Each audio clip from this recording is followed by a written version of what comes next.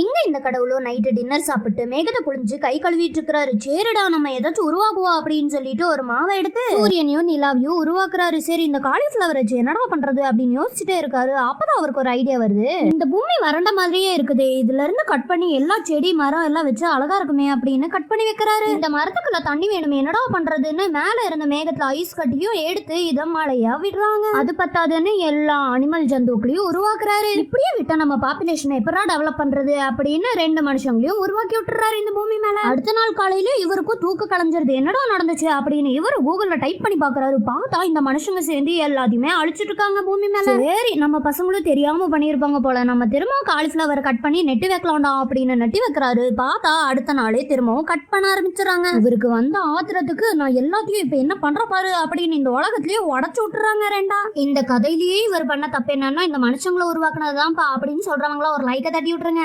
உள்ள ஒரு இருட்டு, ஒரு லைட் கிடையாது, ஒரு ஃபேன் கிடையாது, ஒரு ஏசி கிடையாது, கரண்ட் படுக்க ஒரு பெட்டி கிடையாது, பேச்சு துறைக்கு ஒரு ஆள் கிடையாது, தவிச்ச வாய்க்கு தண்ணி தர ஒரு நாதி இல்ல.